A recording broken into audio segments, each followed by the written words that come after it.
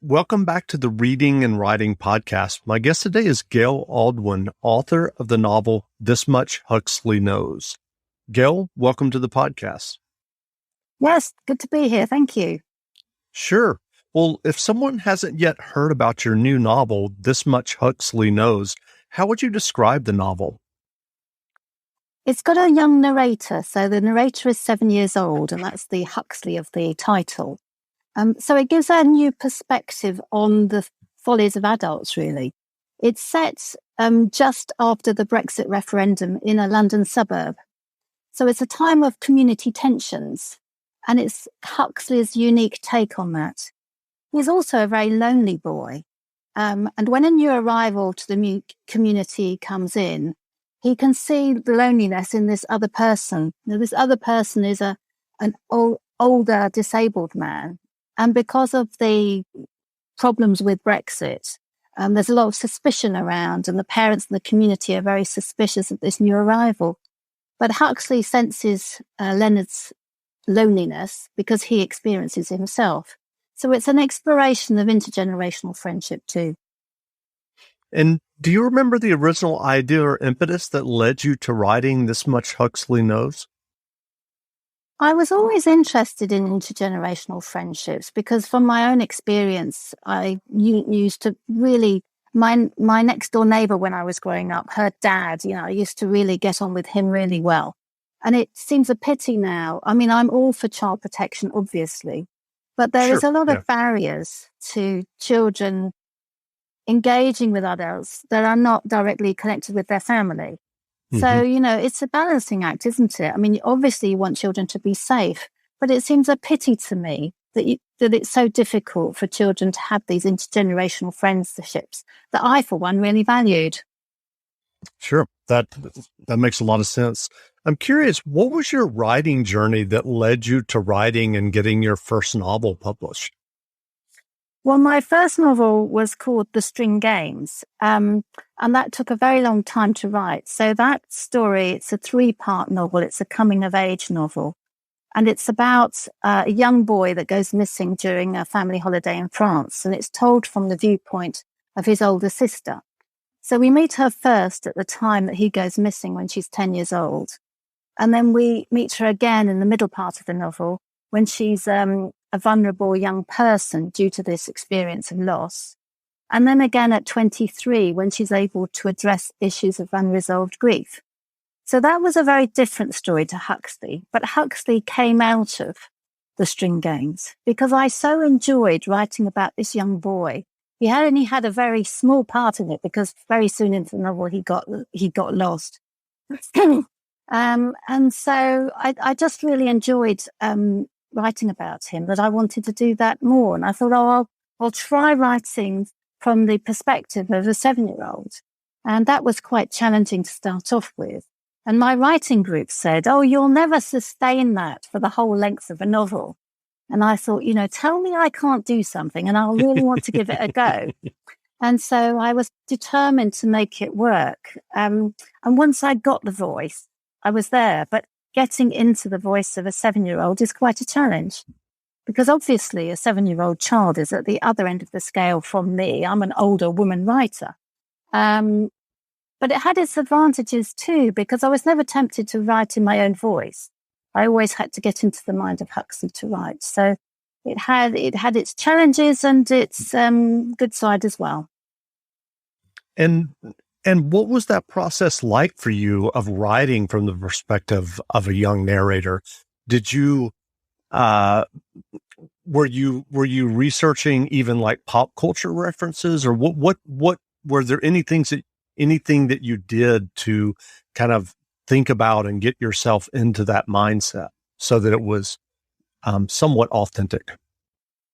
Well, I read a lot of novels that used young narrators. Now, there aren't a huge number of them about, but there are some quite popular ones.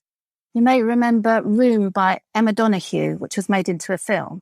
So that had a 5-year-old narrator. That was based on the Joseph Fritzl case in Austria, where the man imprisoned his daughter in a cellar and had lots of children by her. And so that was the sort of, Emma Donoghue was inspired by the younger boy when he got into freedom. and it was later made into a film. So I looked at her techniques, and she has an interesting technique that she uses in that book, where the young narrator drops all the definite and indefinite definite articles. So he says room, mug, rug. He doesn't use the or a at all, because it sort of underlines the singularity of his existence in this 11-foot by 11-foot room. And I thought that was a really good technique. And I wondered what kind of technique I could use. Obviously, I couldn't use that one because it was a completely different context. And then I read a book by Christopher Wakeling, where he has a young narrator, about 6 years old, a boy. And this character, he hears the adult talk, and then when he reproduces it, he makes lots of mistakes, particularly with things like idioms. So instead of saying a different kettle of fish, he'd say a different cuttlefish. Instead of saying it drives him to distraction, he says, oh, it drives him to destruction. And I thought, well, that was kind of a neat thing to do. And I wondered if I could use that. So I started thinking about it, and I obviously didn't want to copy the technique. But then I came up with had a light bulb moment when I thought, I know what I'll do. Huxley is a very lonely boy. So let's have him try and make jokes by corrupting words. So when he's in class and learning to read by breaking down words into syllables, he calls them silly balls. Annie had an earache on a Saturday of all days. So her mom brought her to Minute Clinic at CVS, where you can see a provider, fill a prescription, and grab essentials like pain relief products, all in one visit. Even on evenings and weekends. You can even see us online with telehealth options. For quality, affordable care on your schedule, visit Minute Clinic at CVS. That's healthier made easier. Services vary by location. See minuteclinic.com for details.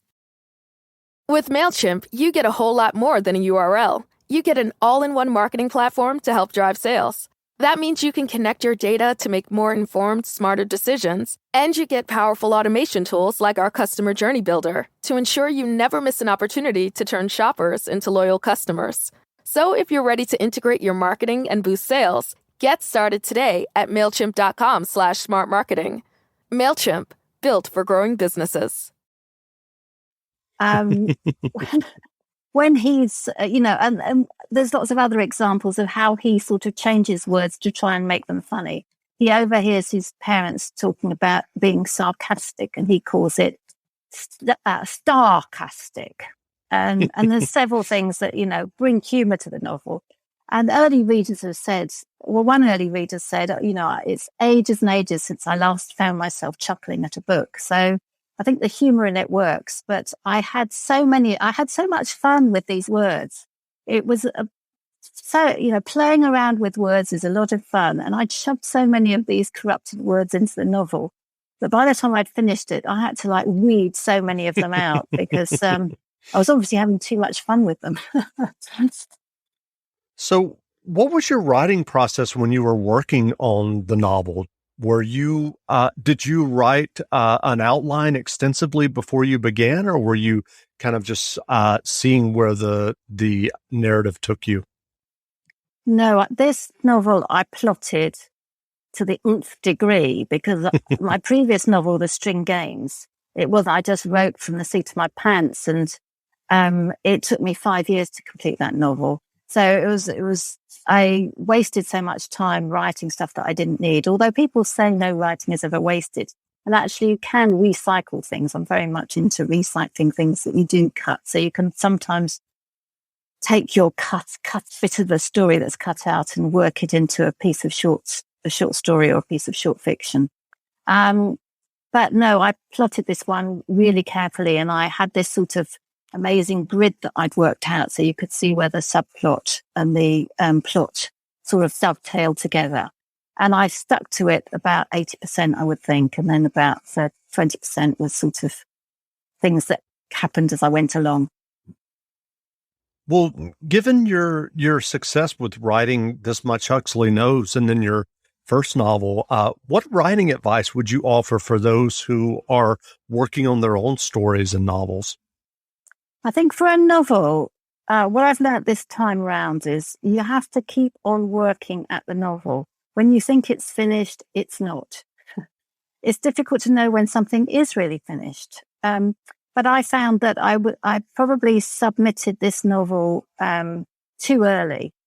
And when I did find a publisher, I found I had loads more work to do on it. So my rule of thumb now is that a novel isn't ready until you can virtually recite every word of it. And what novels or nonfiction books have you read recently that you enjoyed? Well, I read a lot of the books with young narrators. I read a lot of books that are written by friends and people that I know. So I've just reading at the moment a narrative memoir from somebody who's in a writing group that I'm belonging to. That's called Deary, and it's by Bruce Dodgson. Lots of fiction things. I try to read out of my comfort zone. So I read a vampire novel before that, and that was by Paula R.C. Reedman. It's called Seeking the Dark. And actually, I was surprised. It would be nothing that I would have perhaps chosen. But I think it does you good to read out of your comfort zone. And I actually really enjoyed it. I found the characters really intriguing. It had a really, really strong vampire character in it, which I thought I wouldn't like because I thought I'd find it too gory, but not in that book.